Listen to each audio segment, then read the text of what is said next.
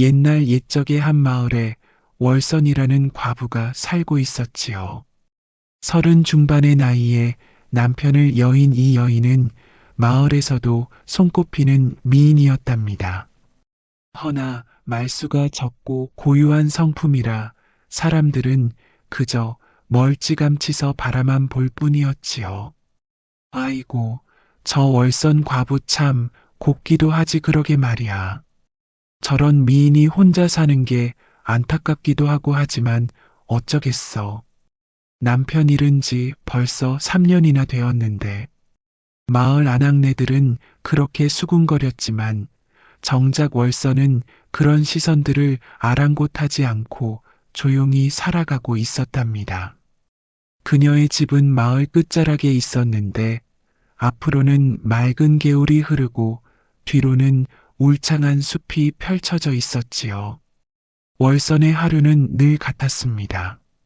새벽에 일어나 우물에서 물을 길어다가 밥을 짓고 마당을 쓸고 빨래를 하고 바느질을 하며 하루를 보냈지요. 가끔 마을에 장을 보러 나가기도 했지만 그마저도 꼭 필요한 일이 아니면 나가지 않았답니다.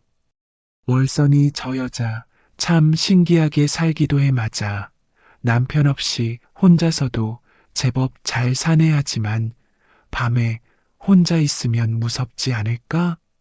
이웃 할머니들은 그렇게 걱정하기도 했지만 월선은 혼자 있는 것을 오히려 편안해 했답니다. 남편이 죽은 지 꼭 3년째 되던 해 월선 과부에게는 이상한 일이 생기기 시작했답니다. 밤마다 몸이 달아올라 견딜 수가 없어서 차가운 장독 속에 몸을 담그고 나서야 겨우 진정이 되곤 했지요. 아이고, 이게 무슨 병인지 모르겠네. 몸이 이렇게 달아오르다니. 월선 과부는 혼잣말을 중얼거리며 밤마다 괴로워했답니다. 그 열기가 얼마나 심했던지 한겨울에도 얇은 적삼만 입고 지낼 정도였지요.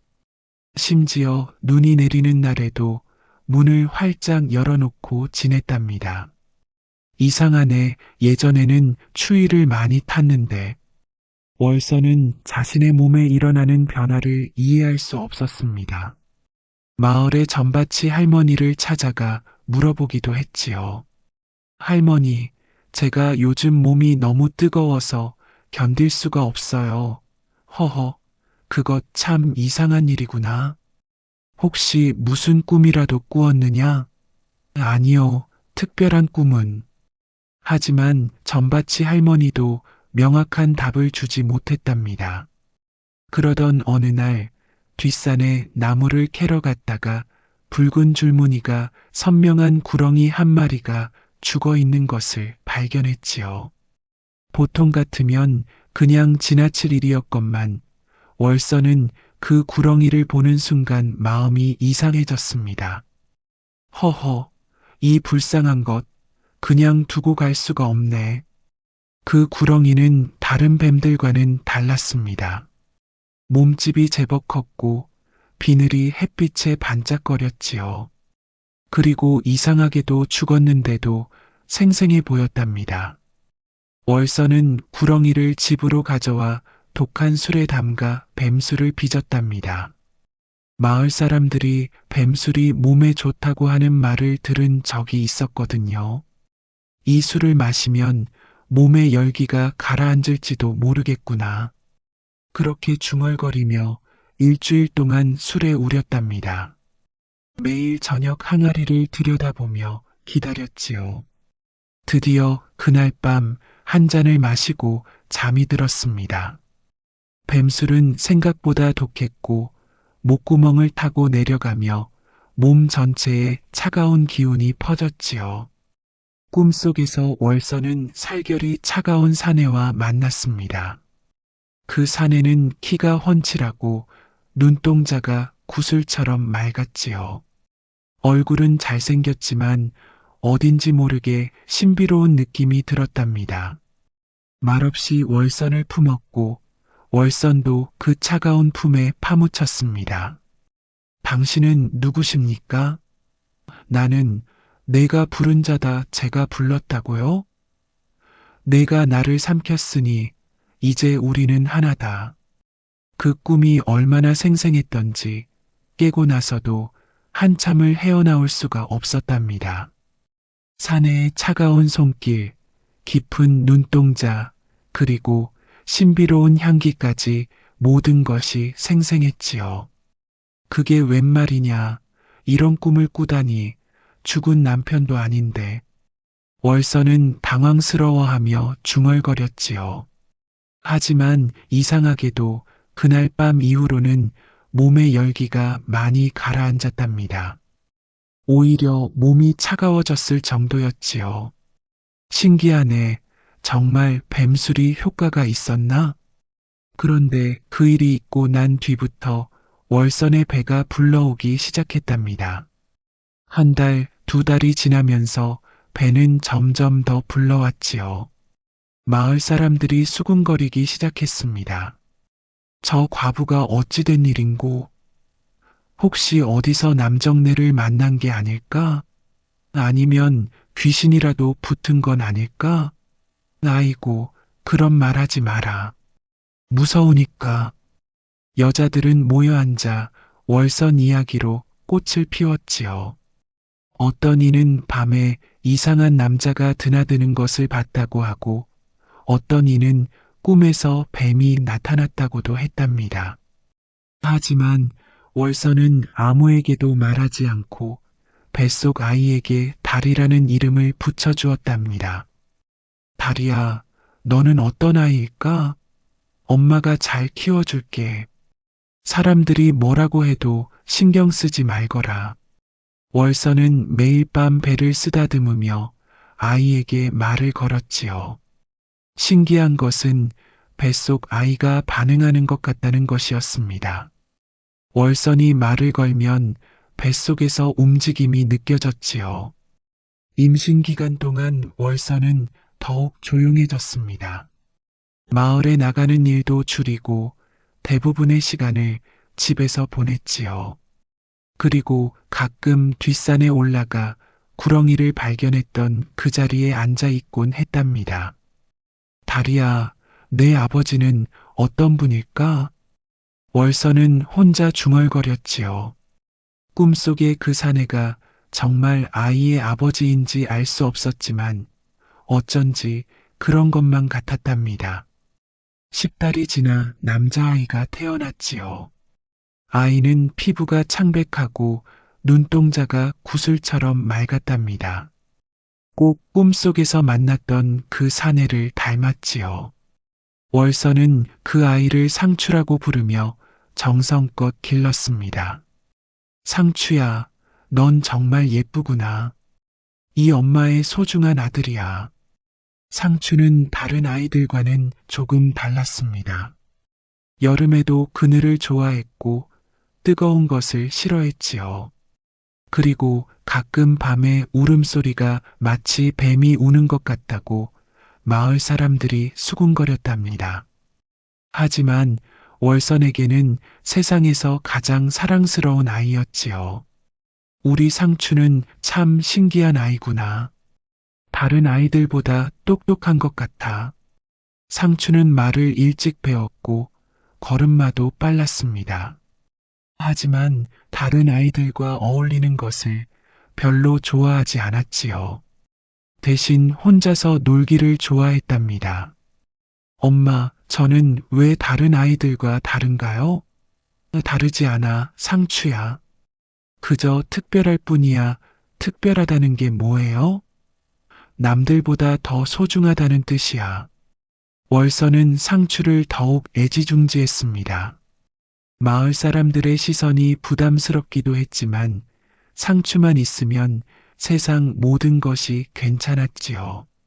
세월이 흘러 상추는 훌쩍 자라서 월선댁의 머슴 노릇을 하게 되었답니다. 마을 사람들은 그를 상추머슴이라 불렀지요. 성품이 순하고 일도 잘했지만 어딘지 모르게 신비로운 구석이 있었습니다. 상추 저 아이 참 신기하게 생겼어. 그러게 어머니를 닮았는지 이쁘기도 하고 하지만 어딘지 모르게 남다른 구석이 있지 않나? 맞아.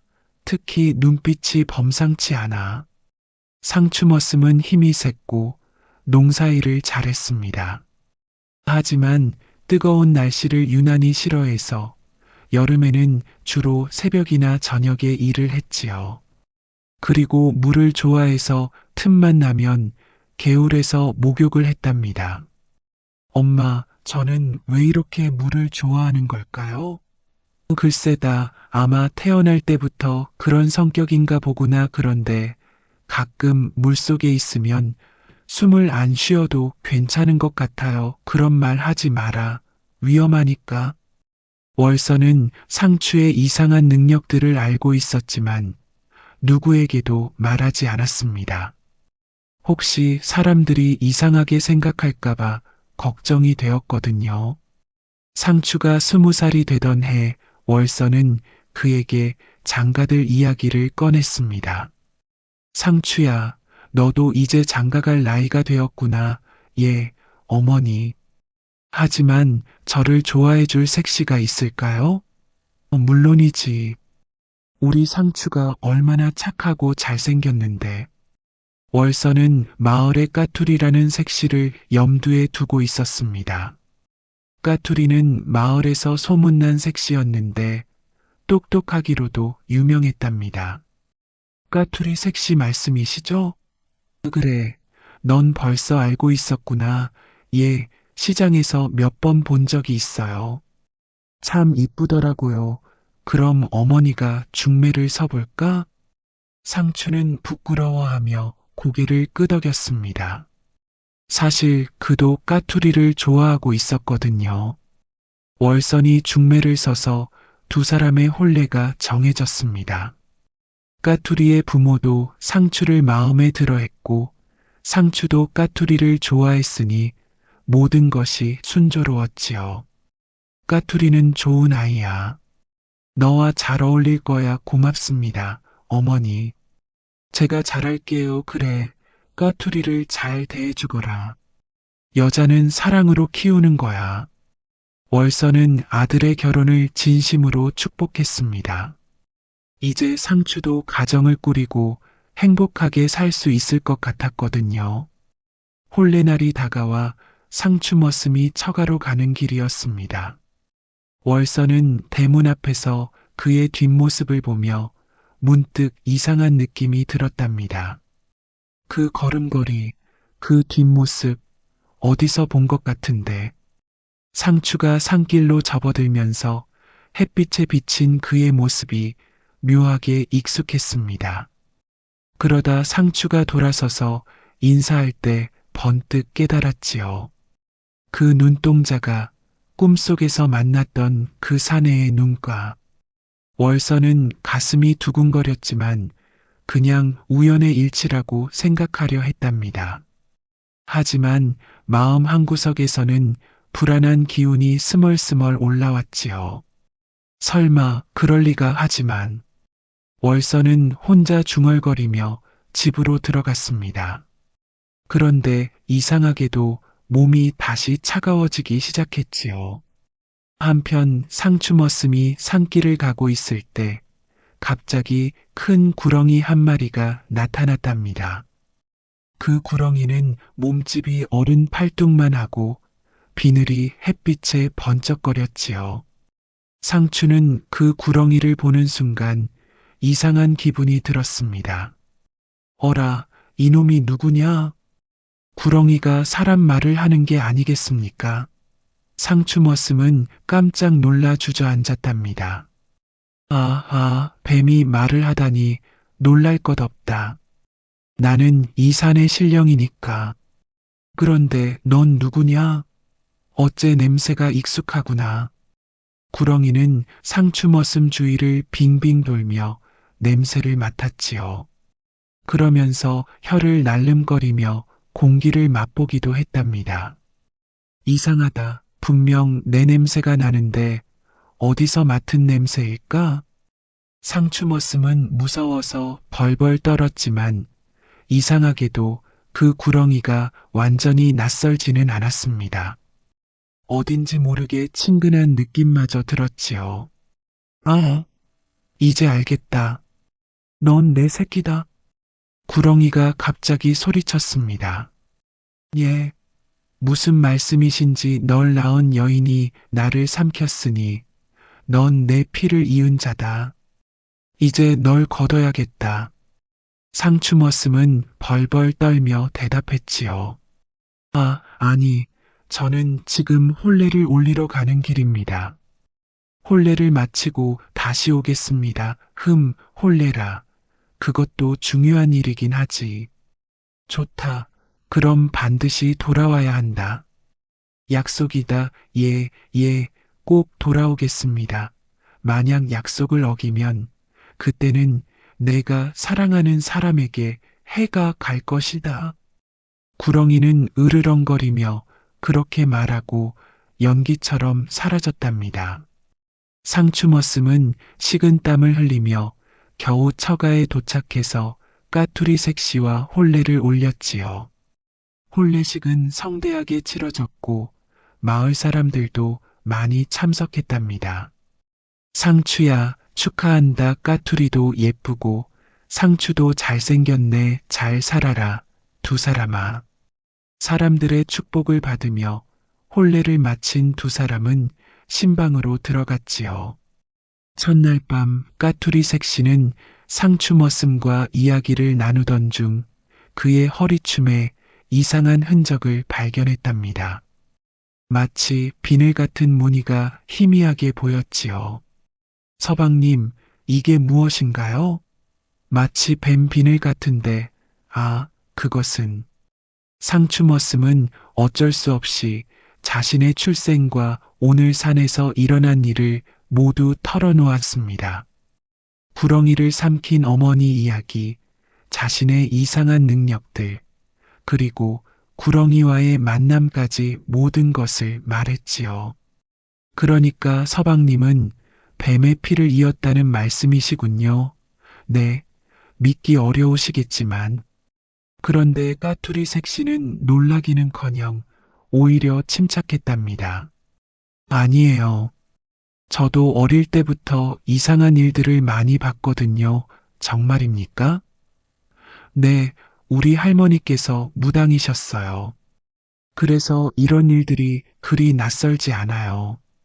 까투리는 상추의 손을 잡으며 말했지요. 그 구렁이 제가 달래보겠어요. 하지만 목숨값은 바꿔 입는 것뿐이에요. 그게 무슨 말씀이시오? 속옷까지 다 바꿔 입는 거예요. 제가 서방님 옷을 입고 서방님은 제 치마 속에 겹겹이 포개 입으시는 거죠. 이상한 제안이었지만 상추머슴은 다른 방법이 없어 그렇게 하기로 했답니다. 까투리는 어릴 때부터 꾀가 많기로 소문났거든요. 하지만 정말 위험한 일이 아닙니까? 걱정 마세요. 제게 묘책이 있어요. 까투리는 품속에서 이상한 항아리를 꺼내 보였습니다. 세 개의 구멍이 있는 연적이었지요. 이게 뭐지요? 우리 할머니께서 물려주신 보물이에요. 어려울 때 쓰라고 하셨어요. 어떤 물건인가요? 첫 번째 구멍에서는 먹을 것이, 두 번째 구멍에서는 보물이, 세 번째 구멍에서는 그건 마지막에 써야 해요. 까투리는 신비로운 표정으로 말했지요. 할머니께서 이렇게 말씀하셨어요. 이 연적은 생명과 죽음을 가르는 경계에 있는 물건이니 함부로 쓰지 말고 정말 위급할 때만 써라고요. 다음 날 아침 두 사람은 옷을 바꿔 입기 시작했습니다. 까투리는 상추의 바지 저고리를 입고 상추는 까투리의 치마 저고리를 입었지요. 그리고 화장도 서로 바꿔서 했답니다. 어떤가요? 제가 남자처럼 보이나요? 네, 정말 신기해요. 완전히 다른 사람 같아요. 서방님도 여자로 변하니까 꼭 저 같아요. 두 사람은 서로를 보며 웃었지요. 하지만 속으로는 긴장하고 있었답니다. 그럼 이제 가볼까요? 네, 하지만 조심하세요. 걱정 마세요. 제가 다 계획을 세워뒀어요. 집으로 돌아가는 길이었지요. 앞서 걷는 까투리 색시 사실은 상추 머슴는 짙은 눈화장에 살짝 풀린 옷고름으로 유염한 모습이었답니다. 아내는 상추의 단단한 속살이 보일 듯 말 듯 했지요. 뒤따르는 상추 사실은 까투리는 치마를 입고 고개를 숙인 채 조심스럽게 따라갔습니다. 걸음걸이도 여자처럼 조심스럽게 걸었지요. 정말 신기하네요. 옷만 바꿔 입었는데 이렇게 달라 보이다니. 두 사람이 산길에 접어들자 주위가 갑자기 조용해졌습니다. 새들도 울지 않고 바람도 불지 않았지요. 그때 다시 구렁이가 나타났습니다. 어제보다 더 크게 보였고 눈빛도 더 날카로웠지요. 까투리 색시야 왔구나. 그런데 신랑은 어디 있느냐? 구렁이는 앞서가는 사람이 까투리인 줄 알고 물었지요. 까투리 색시 사실은 상추 머슴과 능청스럽게 대답했답니다. 그놈 나를 버리고 처가로 도망갔소. 그러며 눈물까지 흘렸답니다. 연기 솜씨가 제법이었지요. 뭐라고? 그런 놈이 어디 있느냐? 구렁이는 분노했지만 동시에 당황하기도 했습니다. 그럼 어찌하겠느냐? 혼자 어디로 가려고? 갈 곳이 없어요. 친정에서도 이미 시집 보낸 딸이라며 받아주지 않을 거예요. 그것 참 딱한 일이구나. 그럼 나와 함께 가면 어떻겠느냐? 정말 그래도 될까요? 물론이지. 나는 이 산의 신령이니 너를 잘 돌봐줄 수 있다. 구렁이는 점점 까투리에게 관심을 보이기 시작했습니다. 사실 나도 오랫동안 혼자 살아서 외로웠거든. 그러셨군요. 그래. 너 같은 아름다운 색시와 함께 살 수 있다면 얼마나 좋겠느냐. 그때 까투리 색시가 말했지요. 그 대신 당신과 함께 할 수 있다면. 그러며 천천히 옷고름을 풀기 시작했답니다. 구렁이는 입을 쩍 벌리며 숨을 몰아쉬었지요. 아, 아름다운 색시여. 내가 얼마나 외로웠는지 아느냐? 저도 외로웠어요. 남편은 저를 버리고 그런 바보 같은 놈은 잊어라. 내가 더 잘해줄 테니까. 구렁이는 점점 까투리에게 빠져들었습니다. 그 아름다운 모습과 애절한 표정에 완전히 넋을 잃었지요. 그런데 저는 너무 배가 고파요. 아, 그래? 그럼 내가 뭔가 구해다 줄까? 아니에요. 제게 좋은 물건이 있어요. 그때였습니다. 까투리 색시가 품에서 연적을 꺼냈답니다. 구렁이는 그 신기한 모양의 항아리를 보고 눈을 휘둥그렇게 뜨고 말았지요. 그게 뭐냐? 참 신기하게 생겼구나. 이걸 드시지요. 먹을 것이 나오거든요. 배고프시지 않으세요? 오, 그런 신기한 물건이 있느냐? 까투리 색시는 첫 번째 구멍을 손가락으로 툭 건드렸습니다. 그러자 하얀 쌀이 물처럼 쏟아져 나왔지요. 구렁이는 신이 나서 그 쌀을 받아 먹었답니다. 오, 이게 뭐냐? 이렇게 맛있는 쌀은 처음이다. 맛있으시죠? 더 드릴까요? 그럼, 더 주거라. 구렁이가 냠냠 먹고 있을 때 까투리 색시는 두 번째 구멍을 건드렸습니다. 이번에는 번쩍이는 황금이 쏟아져 나왔답니다. 이건 황금이 아니냐? 맞아요. 이것도 드세요. 아니, 황금을 어떻게 먹냐? 이 황금은 특별해요. 드시면 몸이 더욱 강해져요. 구렁이는 반신반의하며 황금 조각 하나를 입에 넣었습니다. 그러자 정말로 몸에 힘이 솟는 것 같았지요. 오, 정말 신기하구나. 하나 더. 구렁이가 신이 나서 바라보고 있을 때 까투리 색시가 마지막 구멍 앞에 손을 가져다 대었습니다. 이건 마지막 선물이에요, 마지막. 뭐가 나오는 거냐? 특별한 것이에요. 하지만 조심하셔야 해요. 까투리 색시는 갑자기 표정이 바뀌더니 마지막 구멍을 손바닥으로 세게 쳤습니다. 구렁이 이놈, 썩 꺼져라. 그러자 구멍에서 검은 연기와 함께 날카로운 칼날이 번개처럼 뿜어져 나와 구렁이의 몸을 찔렀답니다. 구렁이는 비명을 지르며 몸부림쳤지요. 아, 이게 무슨 속았구나. 내 놈이 상추구나. 허허, 잘 속았지? 이놈아. 상추 머슴이 정체를 드러내며 말했답니다. 동시에 뒤에 숨어있던 까투리도 모습을 드러냈지요. 우리가 너를 속였다. 이럴 수가, 어떻게 이런 꾀를. 구렁이는 분노에 차서 소리쳤지요.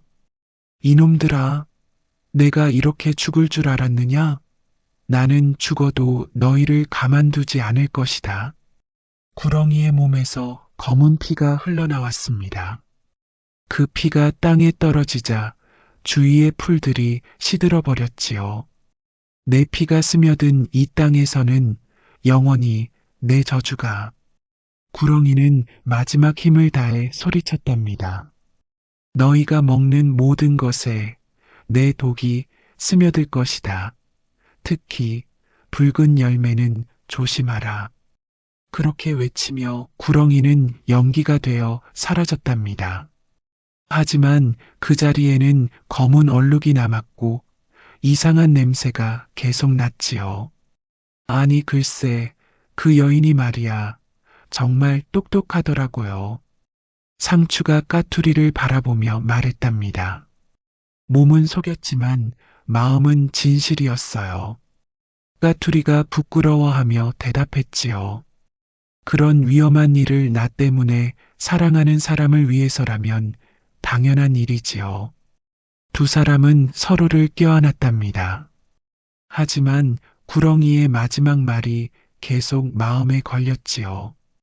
붉은 열매를 조심하라고 했는데 무슨 뜻일까요? 글쎄요, 혹시 모르니까 조심하는 게 좋겠어요. 멀리서 이 모든 일을 지켜보던 월선 과부가 있었지요. 그녀는 나무 뒤에 숨어서 모든 것을 보고 있었답니다. 아, 내 아들이, 내가 낳은 아이가. 월선은 눈물을 흘리며 중얼거렸지요. 그리고 자신도 모르게 몸이 차가워지는 것을 느꼈습니다. 나도 이미. 월선 과부는 자신이 이미 구렁이에게 잠식된 존재라는 것을 깨달았지요. 구렁이를 삼킨 그날부터 그녀의 몸에는 구렁이의 혼이 들어와 있었던 것입니다. 상추야, 미안하구나. 엄마가 잘못했어. 월선은 조용히 돌아서서 사라져갔답니다. 그녀의 모습이 점점 흐려지더니 마치 연기처럼 사라져버렸지요.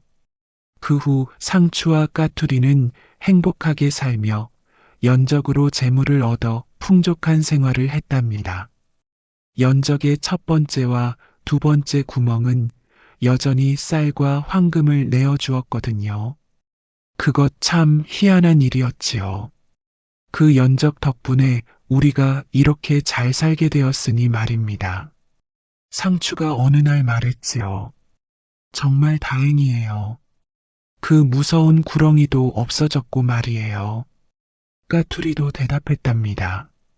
하지만 가끔 구렁이의 마지막 말이 생각나서 불안했지요. 하지만 조심해야 해요. 구렁이가 마지막에 무슨 말을 했는지 기억하세요. 맞아요. 죽어도 가만두지 않겠다고 했지요. 특히 붉은 열매는 절대 먹으면 안 될 것 같아요. 두 사람은 그 후로 매우 조심스럽게 살았답니다. 특히 음식을 먹을 때는 더욱 주의했지요. 시간이 지나면서 두 사람은 점점 그 일을 잊어갔습니다. 매일매일이 행복했고 연적 덕분에 부족한 것이 없었거든요. 여보, 우리 이렇게 행복해도 되는 걸까요? 물론이죠. 우리가 무슨 잘못을 했나요? 그렇긴 하지만 가끔 무서운 꿈을 꿔요. 무슨 꿈이요? 빨간 뱀이 나타나서 우리를 쫓아오는 꿈이요. 까투리는 가끔 악몽을 꾸었지만 상추는 별로 신경 쓰지 않았답니다. 그러던 어느 봄날 상추가 뒷산에 나무를 캐러 갔다가 이상한 것을 발견했지요. 구렁이가 죽었던 그 자리에 빨간 딸기들이 주렁주렁 열려 있는 것이었습니다. 이런 곳에 딸기가? 그 딸기들은 다른 딸기와는 달랐습니다. 색깔이 더 선명했고 크기도 더 컸지요. 무엇보다 향기가 너무나 달콤했답니다. 와, 이런 좋은 딸기가 까투리가 좋아할 텐데.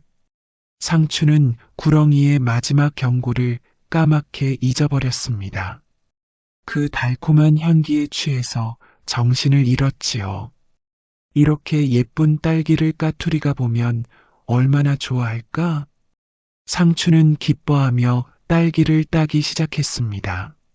한 알, 두 알, 이윽고 바구니가 가득 찰 정도로 많이 땄지요. 이 정도면 충분하겠네. 상추는 흥얼거리며 집으로 돌아갔습니다. 길을 가는 동안에도 딸기 향기가 계속 났지요. 집에 도착한 상추는 까투리를 불렀습니다. 여보, 여보, 좋은 것 좀 보세요. 뭐예요? 그렇게 기뻐하시면서 딸기요. 정말 좋은 딸기를 구해왔어요. 까투리가 바구니를 보는 순간 깜짝 놀랐습니다. 그 딸기들이 너무나 아름다웠거든요. 와, 정말 예쁘네요. 어디서 구하셨어요? 뒷산에서요. 이상하게도 그곳에만 이런 딸기가 열려 있더라고요. 뒷산이요? 혹시? 까투리는 무언가 불안한 기운을 느꼈지만 딸기의 달콤한 향기에 그 생각이 사라져 버렸습니다. 자, 이 딸기 좀 드셔보세요. 참 맛있어 보이지 않습니까? 정말 맛있어 보여요. 그럼 하나만. 까투리는 가장 크고 빨간 딸기 하나를 집어들었습니다. 그 딸기는 햇빛에 반짝거리며 보석 같았지요. 정말 예쁘네요. 마치 루비 같아요. 까투리는 주저하지 않고 딸기를 입에 넣었답니다. 달콤한 맛이 입안에 퍼졌지요. 정말 맛있어요. 이렇게 달콤한 딸기는 처음이에요. 하지만 딸기를 삼킨 지 얼마 되지 않아 이상한 일이 일어났습니다. 까투리의 얼굴이 갑자기 창백해지기 시작했지요. 여보, 어디 아프세요? 아니에요. 괜찮아요. 하지만 까투리의 입술이 서서히 파랗게 질리기 시작했습니다. 그리고 몸이 차가워지기 시작했지요. 여보, 무슨 일이에요?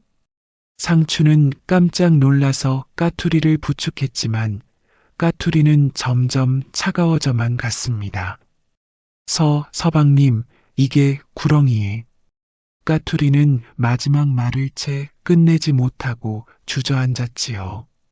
그리고 그대로 눈을 감았답니다. 까투리야, 정신 차려. 상추는 필사적으로 까투리를 흔들었지만 까투리는 대답이 없었습니다. 몸이 점점 더 차가워져만 갔지요. 아니야, 이럴 수가 없어. 까투리야. 상추는 절망에 빠져 울부짖었습니다. 그때 갑자기 구렁이의 마지막 말이 생각났지요. 붉은 열매는 조심하라. 그 딸기가. 상추는 이제야 깨달았습니다. 그 딸기가 구렁이의 복수였다는 것을 말이지요. 그런데 이상한 일이 또 일어났습니다. 까투리가 먹다 남긴 딸기가 상추의 손에 닿자 상추의 몸에서도 이상한 냄새가 나기 시작했지요. 이게 뭐지? 상추의 몸에서도 차가운 기운이 스며들기 시작했습니다. 까투리를 만진 손을 통해서 독이 전염된 것이었지요. 까투리야, 미안해. 내가 너를. 상추는 까투리를 껴안으며 중얼거렸습니다. 그러면서 자신도 점점 차가워져 갔지요. 그 구렁이 죽은 게 아니었어. 아니, 죽은 건 내가 아닌지도 몰라. 상추는 마지막 힘을 다해 중얼거렸습니다. 그리고 까투리를 꼭 껴안은 채 그대로 정적에 빠져들었지요.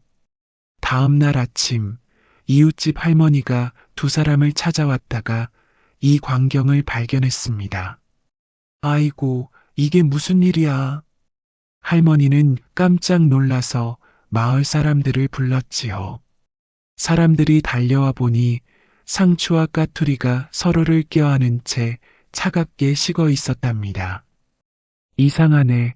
어제까지만 해도 멀쩡했는데 무슨 일이 일어난 걸까? 혹시 독이라도 먹었나? 사람들은 집안을 살펴보다가 바구니에 담긴 빨간 딸기들을 발견했습니다. 이 딸기들 좀 보세요. 참 이상하게 생겼네. 색깔이 너무 빨간 것 같은데? 마을의 전밭이 할머니가 와서 딸기들을 보더니 고개를 저었습니다. 이건 먹으면 안 되는 딸기야. 왜요, 할머니? 이 딸기는 원한을 품고 죽은 구렁이의 피로 자란 것이야. 먹으면 독이 돌아서 죽게 되지. 사람들은 모두 놀라며 딸기에서 멀리 떨어졌습니다. 그럼 이 두 사람이 그 딸기를 먹어서 그런 것 같구나. 불쌍한 것들. 허허, 이 이야기를 들은 사람들은 모두 고개를 끄덕였답니다. 그렇지. 욕망이라는 것이 그런 법이지. 한번 삼키면 끝까지 따라다니는 게 말이야. 구렁이를 삼킨 월선 과부도 그 구렁이의 피를 이은 상추도 결국은 그 업보에서 벗어날 수 없었던 거로구나. 마을 사람들은 그렇게 말하며 이 이야기를 후손들에게 전해주었답니다. 그러니까 아이들아, 아무리 맛있어 보이는 것이라도 함부로 먹으면 안 된다. 특히 정체를 알 수 없는 것들은 더욱 조심해야 해. 그리고 남의 원한을 사지 말아야 해. 원한은 언젠가 반드시 되돌아오거든. 세월이 흘러 이 이야기는 여러 입을 거쳐 전해지면서 조금씩 달라지기도 했지만 그 핵심만은 변하지 않았지요. 어떤 이는 월선 과부가 처음부터 구렁이의 환생이었다고 하고 어떤 이는 연적이 실은 저승사자의 물건이었다고도 했답니다.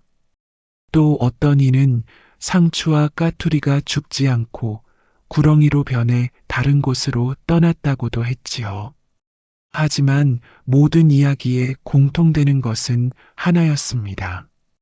금기를 어기고 욕망에 사로잡히면 반드시 그 대가를 치르게 된다는 것 말입니다. 그런데 그 연적은 어떻게 되었을까? 어느 날 젊은이 하나가 물었답니다. 아, 그건 아무도 모르지. 어떤 이는 사라졌다고 하고 어떤 이는 다른 사람에게 넘어갔다고도 해. 혹시 지금도 어딘가에 있는 건 아닐까요? 글쎄, 그럴지도 모르지. 하지만 함부로 찾으려 하지는 마라. 그 연적은 복과 화가 함께 담긴 그릇이거든. 노인들은 그렇게 경고했지요. 실제로 그 연적에 대한 이야기도 따로 전해져 내려왔답니다. 연적의 세 구멍은 각각 다른 의미를 가지고 있었지요. 첫 번째 구멍은 생존을 의미했습니다. 배고픈 사람에게 쌀을 주어 목숨을 이어가게 했지요. 두 번째 구멍은 번영을 의미했습니다. 가난한 사람에게 황금을 주어 부유하게 만들었답니다. 하지만 세 번째 구멍은 종말을 의미했습니다. 탐욕스러운 자에게는 파멸을, 악한 자에게는 응징을 내렸지요. 그러니까 연적을 쓸 때는 마음가짐이 중요했던 거야 맞아. 착한 마음으로 쓰면 복이 되고 악한 마음으로 쓰면 화가 되는 거지. 사람들은 그렇게 이해했답니다. 또한 이 이야기에는 다른 교훈도 담겨 있었지요. 진짜 사랑이란 겉모습이 아니라 마음으로 하는 것이라는 뜻도 말입니다. 까투리 색시가 상추 머슴과 옷을 바꿔 입었을 때 한 말을 기억해 보세요. 몸은 속였지만 마음은 진실이었어요. 이 말 속에는 깊은 뜻이 담겨 있었답니다. 사랑하는 사람을 위해서라면 목숨까지 바칠 수 있다는 마음, 그것이야말로 진정한 사랑이라는 뜻이었지요. 하지만 그런 사랑도 욕망의 굴레에서는 자유로울 수 없었습니다. 구렁이에 피를 이은 상추는 결국 그 업보에서 벗어날 수 없었고 그와 함께한 까투리도 같은 운명을 맞게 되었지요. 사랑이 모든 것을 이길 수는 없구나. 그래. 때로는 운명이라는 것이 사랑보다 더 강한 법이야. 사람들은 그렇게 말하며 안타까워했답니다. 그럼에도 불구하고 상추와 까투리의 사랑은 아름다웠습니다. 서로를 위해 목숨을 걸고 끝까지 함께 했으니까 말이지요. 그들의 사랑만큼은 진짜였어. 맞아. 죽음도 그들을 갈라놓지 못했으니까. 이 이야기를 들은 젊은 연인들은 상추와 까투리를 본받고 싶어 했답니다. 물론 그들의 운명은 본받고 싶지 않았지만 말이지요. 우리도 저렇게 서로를 사랑하고 싶어 하지만 조심해야 해.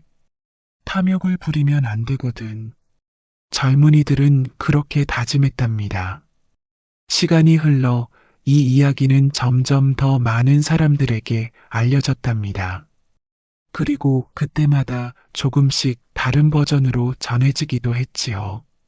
어떤 지방에서는 연적이 3개가 아니라 7개의 구멍을 가진 것으로 전해지기도 했고, 어떤 곳에서는 구렁이가 용으로 변해서 하늘로 올라갔다고도 했답니다.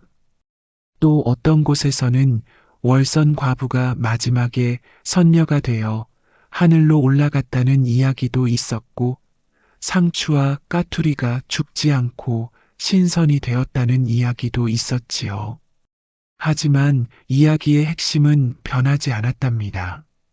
욕망의 무서움과 사랑의 숭고함, 그리고 선택의 무게에 대한 이야기 말입니다. 특히 그 딸기 이야기는 많은 사람들에게 강한 인상을 남겼답니다. 아무리 아름답고 달콤해 보이는 것이라도 그 속에 독이 숨어 있을 수 있다는 것을 보여주는 상징이었지요. 보기 좋은 떡이 먹기도 좋다고 하지만 때로는 보기 좋은 것이 더 위험할 수도 있는 법이야. 사람들은 그렇게 말하며 서로를 경계시켰답니다. 이렇게 해서 월선 과부와 구렁이, 그리고 상추와 까투리의 이야기는 오랫동안 사람들의 입에서 입으로 전해져 내려왔습니다. 그리고 이 이야기를 들은 모든 사람들은 한 가지 깨달음을 얻었지요. 우리가 살아가는 세상에는 보이는 것과 보이지 않는 것이 함께 존재하며 때로는 보이지 않는 힘이 더 큰 영향을 미칠 수 있다는 것을 말입니다. 월선 과부의 꿈속 사내, 상추 머슴의 비늘 자국, 까투리 색시의 지혜, 그리고 연적의 신비로운 힘, 이 모든 것들이 현실과 환상의 경계에서 벌어진 일들이었지요. 결국 이 이야기가 우리에게 전하고자 하는 메시지는 명확합니다. 첫째, 욕심을 부리지 말고 금기를 어기지 말며 진실한 마음으로 살아가야 한다는 것입니다. 둘째, 무엇보다도 자신의 선택에 책임을 져야 한다는 것이지요. 셋째, 때로는 사랑도 운명 앞에서는 무력할 수 있지만 그래도 진정한 사랑은 영원하다는 것입니다. 그러니 여러분도 기억하시기 바랍니다. 세상에는 먹어서는 안 될 것, 탐해서는 안 될 것들이 있다는 것을, 그리고 진정한 행복은 욕망이 아니라 만족에서 온다는 것을 말이지요.